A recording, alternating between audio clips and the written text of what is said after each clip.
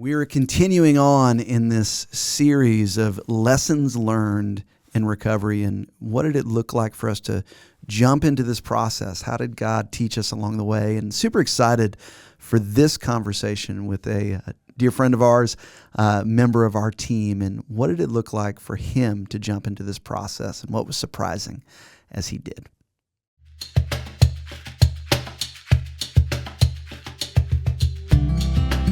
Recovery can be hard, but it's worth it.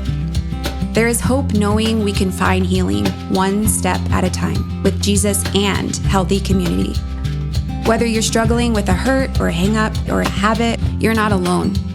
During this podcast, we share real stories, practical tools, and powerful truths that inspire you to keep moving forward. No matter where you are on your journey, there's hope ahead. So stick with us as we walk this path together through Celebrate Recovery.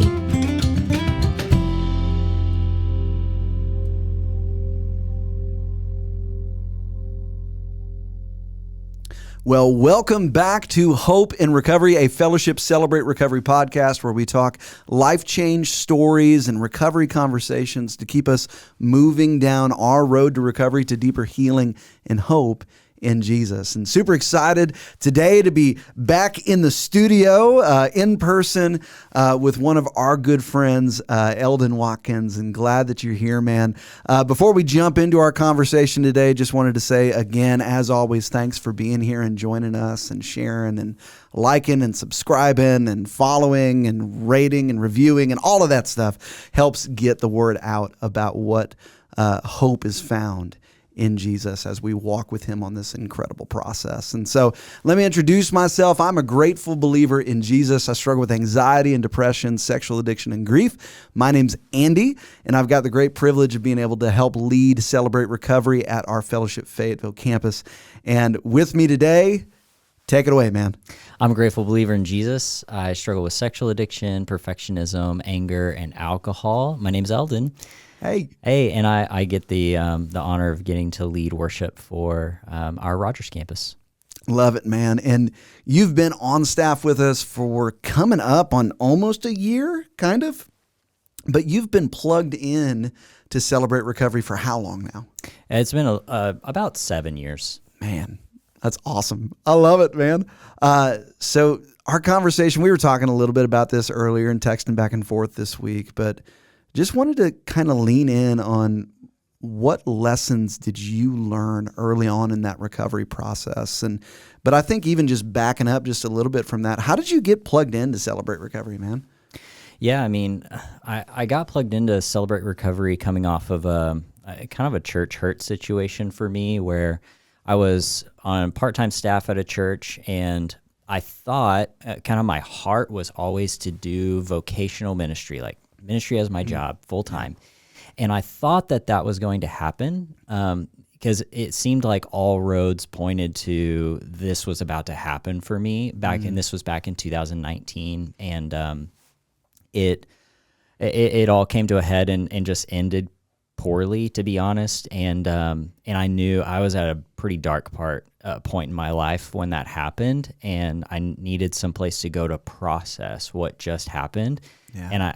And I didn't know where to turn because it was a situation with church. And so how do I talk about that with anybody and do it in an honoring way to the people that were part of it? So I needed a safe place to go, a confidential place to go. Yeah. And so I knew about Celebrate Recovery a little bit, like I just knew that it existed. And so I showed up on a Friday night just needing a place to go share. Man, that's I love your heart in that of, I am hurting. The place that I've always gone is the church, but what do I do when the church has hurt me? Yeah. And where can I go? And grateful that you recognize, CR, hey, they say it's a safe place. Let's try it out. That's cool, man. And so, dude, what were you carrying with you? You had the church hurt that you were carrying with you. What were some of the other things that were kind of the baggage that you walked through the door with? Yeah, it's interesting kind of to shift to the me kind of answering that question of like, what was one of the misconceptions or one of the things that I was bringing in was, so I grew up in a pretty like legalistic church environment where I felt like anything less than perfect was I was done. I was going to hell if I was anything less than perfect. And so even though I had prayed, a prayer of salvation, and like I knew that I had put my faith in Jesus, I couldn't trust him. I couldn't trust God, because I knew that if I failed, if I sinned, I would go straight to hell. That was the teaching from my church. There was very little grace. And so growing up, I was always scared, like I was in and out of this like secure place. I didn't have any security. So then when I went to college, I met some new faces and some new ideas that I had never heard before in church. Yeah. And I started talking to a guy who introduced me to this idea of Calvinism, which we're not going to get into that, but Yeah. But the idea was like true grace and security. Like if I'm saved, I'm eternally secure in Jesus. Yeah. My sins, past, present, and future, are covered by Jesus. I had no concept for that growing up, and so I latched on to that idea. But ultimately, what happened is I took it to an extreme. So instead of trusting the grace and still striving for living a holy, like a healthy, holy life, I took it to the extreme of starting to believe that my sin was actually part of God's plan for my life. Ooh. Yeah. There's so much that you just said in that, because, that idea of we can take something and take it to the nth degree. One, that's one of the reasons why I got into recovery, is because I did that with some of the dumb decisions in my life. But it's easy how much we can do that in our relationship with God, and even just that walking that line of, God has saved me and he's never letting me go. And by the way, that's something that we affirm in Celebrate Recovery. I think by the time this episode is airing, we would have just finished up the hope lesson, and we're kind of coming up on sanity. But really, once we get into turn and we talk about that principle 3 of consciously choose to commit all my life and will to Christ's care and control, one of the things that we say is that accepting Jesus, turning our life over to Jesus, is a once-in-a-lifetime decision, because it is. When we come to hope, faith, and trust in Jesus, we are covered by the grace of Jesus, which means that I am now a child of God, that my past doesn't define me, and I am his always, forever, eternally. I'm in him. Committing my life to Jesus is a once-in-a-lifetime decision. But what does it look like to commit my will to him? Because that idea, and I don't want to put words in your mouth, I'd love to tease this out a little bit more, but what it sounds like you're saying is, if God has completely saved me and there's nothing I can do to change that, then why does my behavior matter? Yeah, that was totally part of it. And part of it was, if God is in control. Yeah. So we have this big word that we use, sovereignty, but like really it's just like he's in control over everything. Yeah. Like if God is sovereign, then my choices don't ultimately matter because he's the one in control. I don't even really have a choice. Almost like I'm a puppet. Yeah. Like one of God's puppets, that he is controlling every action. And so if I choose what I eat for lunch, God made that choice for me ultimately, not me. And that's where my headspace was at when I was coming into recovery, was God is in control. That means I'm not in control of anything. And so I feel like a lot of times, now that I've been in recovery for a while, I feel like a lot of times principle 1 rolls around and people say like, I'm powerless to control my tendency. It's like, yeah, because God is the one doing it, was my mindset. Yeah. Like I didn't have a hard time believing that I was powerless. Like I had a really easy time believing that, because God was the one that was powerful, not me. But I just had it twisted. Yeah. It's so funny, because I think this is a really valuable thing to bring up in this space in recovery, because one of the things that we walk through the doors with as Celebrate Recovery is our perception of God.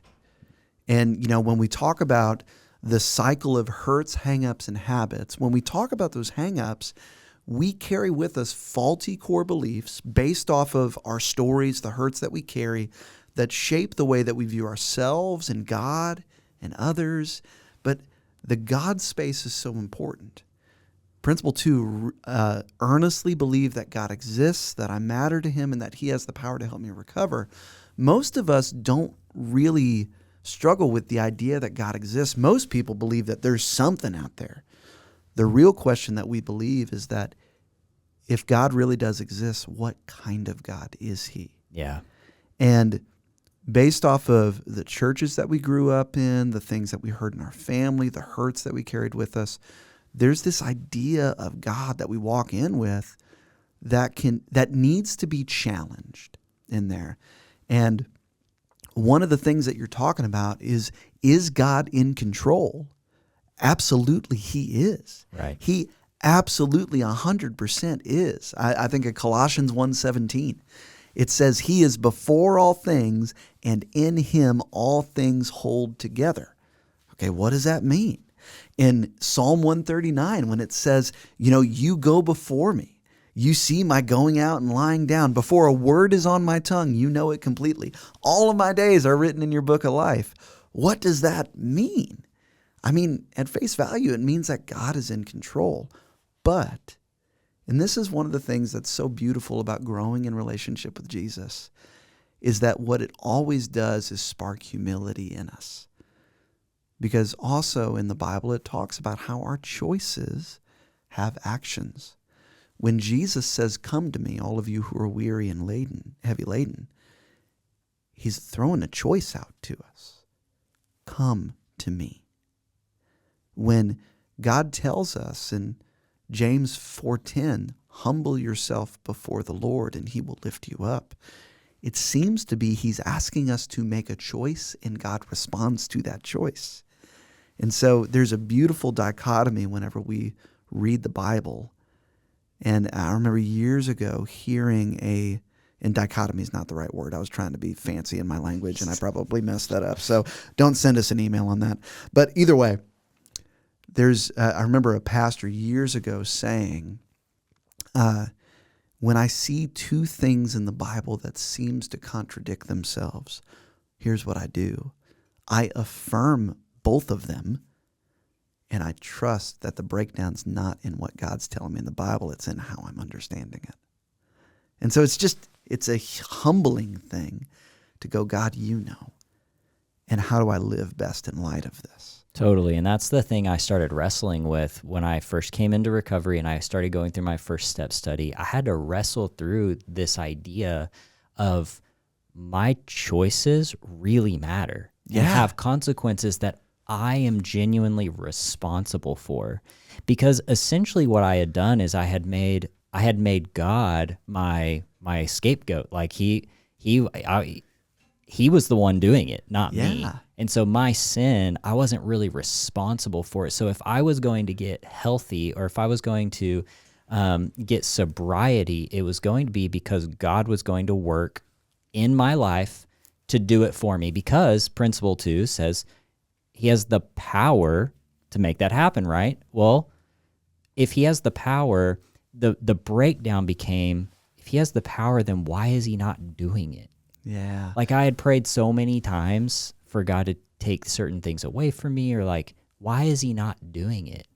And I had to come to the realization that I actually have a responsibility for my actions. Yeah, and it's what's interesting too, just backing up just a little bit, just kind of as hearing you talk about like, man, I had just kind of, made God my scapegoat. What's interesting is what that sounds a whole lot like is denial and justification. And for some of us, like for me, some of my denial and justification was, this isn't hurting anybody.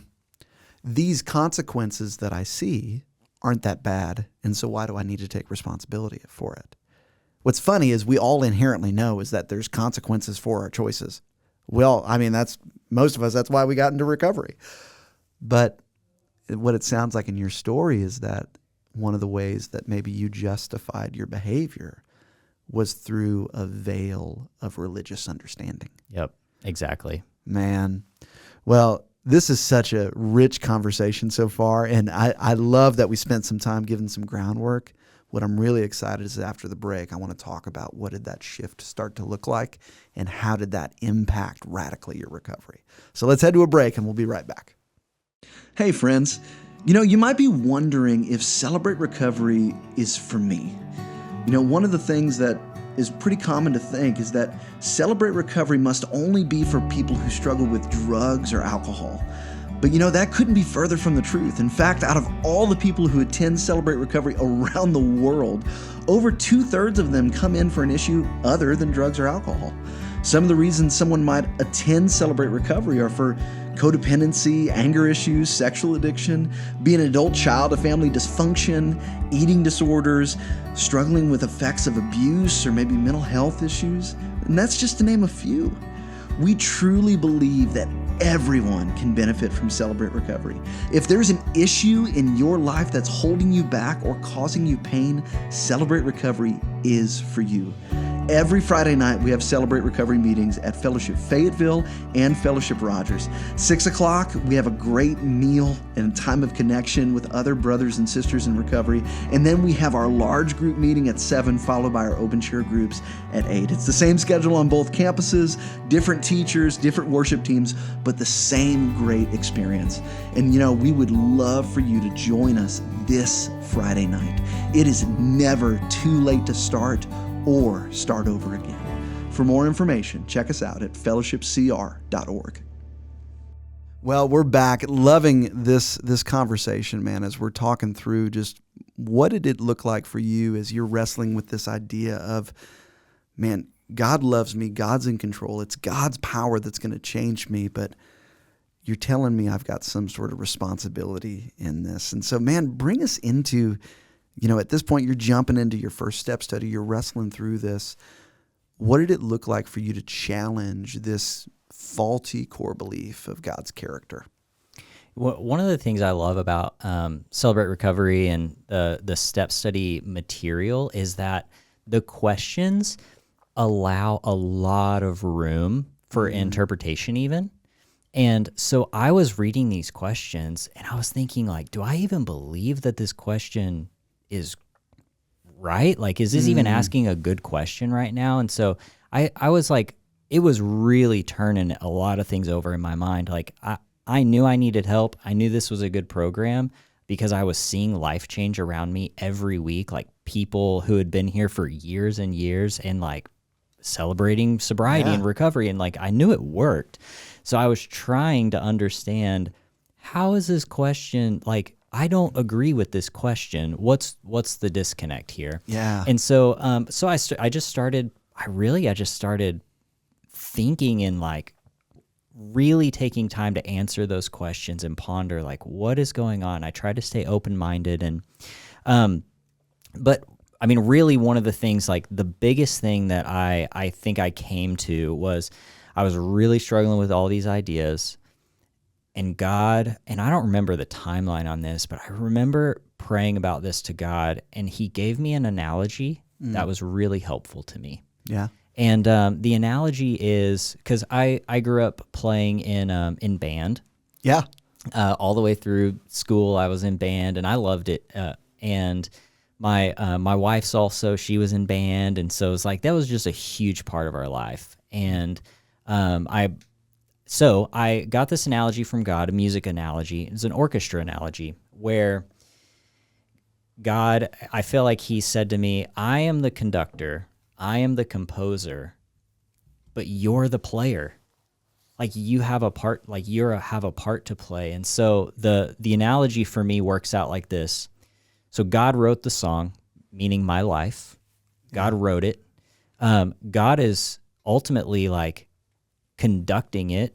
I can't even wake up without God. So God is making my life happen. Yeah. He's holding it together. He's giving me breath. Like he literally breathed life into humanity. And yet I'm playing the part that he wrote for me. Yeah. And I might fumble through some of the notes and make mistakes and go off script and kind of do my own thing, musically. And yet it doesn't change that God wrote the story or wrote the song, and he has a perfect plan. Yeah. And yet I can, like, my sin deviates from that plan. Yeah. Hopefully that makes sense a little bit. That makes a lot of sense, man. And I just noticed something as you were just talking about, man. Sometimes I might fumble through the notes a little bit. What's coming up for you even as you just think through that analogy, man? Yeah, I think, like, I know that the plan that God has laid out is perfect. He wouldn't be able to create a plan that wasn't perfect. Yeah. And so I know like the story is going to end up, or the song is going to end up final and complete, and he knows the ending, and I can trust that. But I also know that, like, man, as I grow and mature in my recovery, in my relationship with Jesus, I'm not a perfect player, and so I still make mistakes. Like, yeah, I don't really have an answer. There's a couple things that come up for me, and maybe this is some realizations that you had in there. Because when I was in college, I did band.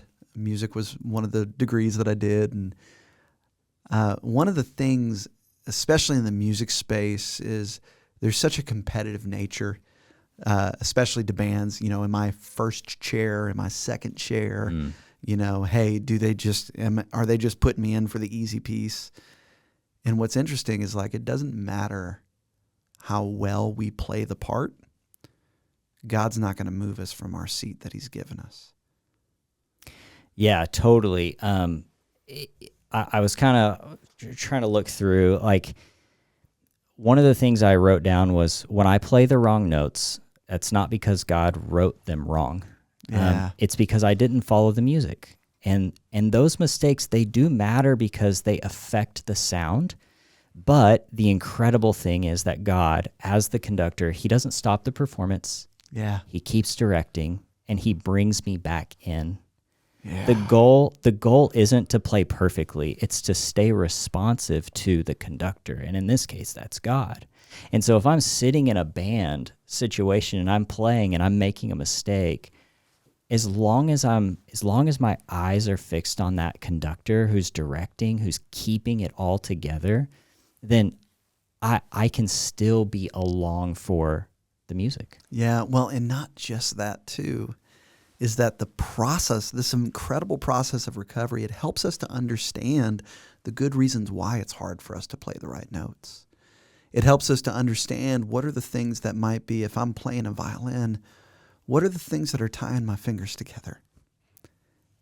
And inviting Jesus into that space so that we can be more responsive to him. And as we keep showing up, as we keep trying to fumble through it, God changes us. And one day we look back and we go, oh man, I am playing so many more right notes now than I used to. Yeah, I'm still going to flub up. I'm not going to get the tempo just right. But you know what? God's not giving up on me. And when I look up at the face of that conductor, when I do flub a note up, his face is not disappointed. He just looks at me in compassion and says, come on, next note is coming. And I know it's me. You were talking about the beauty of grace. Legalism versus just pure indulgence and not caring about our behavior. Neither one of those are the case. Because the character of our God is one that says, son or daughter, you're here because of me, and I'm going to teach you how to walk with me now. It's just beautiful. I love it. I love that analogy, man. Yeah, it's so good, and every analogy breaks down on some level. Of course, yeah. And I was just thinking about, as you were talking, I was just thinking, man, I remember my band director would, because in a performance setting, obviously you just keep going, but in the practice, there's a lot of starts and stops where the conductor or the band director says, "Hey, like this part, could you maybe try it this way?" And it's like giving, and I think that's what God is doing for us through even a program like Celebrate Recovery. Yeah. God is using this to give me, hey, well, why don't you try it a different way? Maybe there's a better way to do what you're trying to do. Yeah. Well, it's funny. It also reminds me too, we've got a guy on our worship team down in Fayetteville. I won't call him out by name, but every now and then when he's playing whatever instrument he's playing, I will hear every now and then where it's like, oh, that's the wrong chord. Oh, that's not the right note there. And what's funny is he knows that too. But what I love about him is that anytime that happens and I look at him, he's just laughing to himself. He's going, yeah, that was the wrong note. But the next note's coming. And it's okay. And, not that I say that we should laugh at our sin, but what I love is I feel like that's a picture of grace. Because the other side of it, and I used to do this all the time, especially in music in college, I would miss a note and I'd be gone for the rest of the song because I'd be so angry at myself. Could it be the case that it's actually our weaknesses where God wants to love us the most, and that maybe he's not as angry at me as I am at myself? And maybe when I make a mistake, he's going, I saw that too. I heard that too. But come on, let's keep going. I love you. Let me into that mistake. Don't hide it from me in your anger. I'm with you. And that's what God's love allows us to do, is the mistakes don't have to crush us, but they can help us move forward and like drive relationship. Man, I made a mistake. I wasn't looking at the conductor. Where are you at? And it's just, I love that. So it's a rich analogy, man. And man, I love that. As we've been talking about this, man, how would you articulate, man, this is what was surprising to me jumping into the process as it relates to this? Yeah, I think what was surprising is I think I was so hung up on my early church experience with no grace whatsoever, or maybe grace was spoken from the stage, but in effect, it felt like there was none. Yeah. And so I think I was so hung up on that when I found what grace was, and then I think I twisted it to be something it wasn't. The misconception ended up being that coming into this, I felt like there was no way for me to ultimately. Man, I'm sorry. I'm having a hard time with my words. That's okay, man.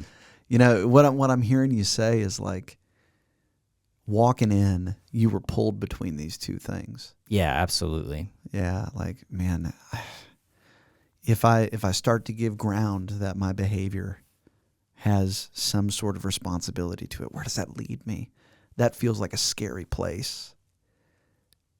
But it seems like God was not calling you to the other end of the ditch. He was calling you more towards his truth. Yeah. I guess there's a quote that says, "Grace is not opposed to effort; it's opposed to earning," which I really like. Ooh, say that again. Grace is not opposed to effort; it's opposed to earning. Oh, how would you explain that, man? Yeah, I think I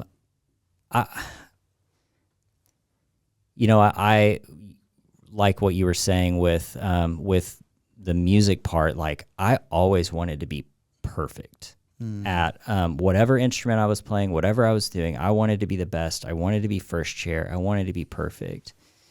And grace just isn't that. There's no way for me there's no way for me to earn this like perfect spot with grace yet. So on the flip side, I said, well, then I guess I just have grace and I don't have to worry about my actions. But it's not opposed to effort, because I think God's grace is moving me, is wanting to move me toward health, but it's not passive. Yeah. So like powerlessness isn't passivity. I can't just be passive. I have to do something. It's not opposed to effort. It's just opposed to me using grace as a way to like earn something, or using something enabled to earn grace. Like I can't earn grace. Yeah. It's given to me, and yet that grace draws me in to work out my faith. Yeah. You know, I'm so glad that you brought powerlessness into this idea, because we talked about this a couple weeks ago on a Friday night. But what do we mean when we say that we're powerless? It doesn't mean that we're passive. Powerlessness is just a reminder for humility. It doesn't mean that I don't have any ability to change or make choices. It just means that when I rely on my own strength and understanding, I have a remarkable ability to make stupid choices consistently. I am powerless to control my tendency to do the wrong thing. And so what it is, it's a call to abide in Him. It's a reminder that when I get my eyes off the conductor, I don't play right.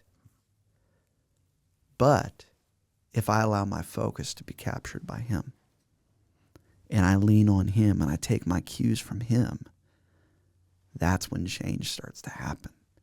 It's a call to humility. You know, I've heard meekness being described as strength under control. It's an asset under management. It's a gift that God has given us that He allows us to steward and to follow where He's leading. And so, yeah, grace, it's not opposed to effort, but it is opposed to saying, I did this. Because I know you'd resonate with this. I know I certainly do. Have I made choices in my recovery? Yeah. But when I look back to where I was and where I am now, there's no way I can go, yeah, I did that. Yeah, Only a fool would try and take credit for the work God has done. And that's where the gratitude comes in. And that gratitude continues to fuel our recovery, man. Man, brother, as we've been talking through this, we're coming towards the end of our conversation, man. If you could go back to Eldon walking in that first week of step study, what would you say to him? How would you speak to his heart? Yeah, I would tell younger Eldon to be open-minded about this process, to not be so critical of every little detail, every little nuance of what a word might mean or what a phrase might be, trying to lean me toward, but to be open, sensitive to what God might be trying to teach me in it. And if I could tell him now, or if I could tell him then what I know now, I would say, hey man, just go all in. Just give it a shot. Give it your best. Because when I was coming into it, I think I was so dejected and feeling like I got nothing. I can't even try, because ultimately God is going to do what he's going to do, and I'm just along for the ride. And so I would say, hey man, grab the wheel, press the gas, get going, and give it a shot. Just try. Just try. Just show up. Stay open. Stay willing. A humble heart is God's favorite place to work. Man, I love that, Eldon. And I think there's probably some folks listening today that I hope they take that into. Well, y'all, thank you so much for spending this time with us today. Rich conversation. Eldon, thanks for bringing us into that. And I love that part of your story, man. And just permission that it gives, that No matter what you're carrying into this place, God has something for you. No matter how we might try to justify what's going on for whatever good reasons we're carrying, could it be the case that God wants to step into that place too? And for those of you that are on this time listening to this, we want you to know there's a place where you can bring whatever burdens, whatever weariness, whatever baggage that you have, and bring it to a community of people that want to walk alongside you towards the healing and hope that God truly does have for us. Jesus tells us in Matthew 11, "Come to me, all you who are weary and burdened, and I'll give you rest." Come and find that rest. Any Friday night, 7 o'clock, Fellowship Rogers or Fellowship Fayetteville. I'll be looking for you.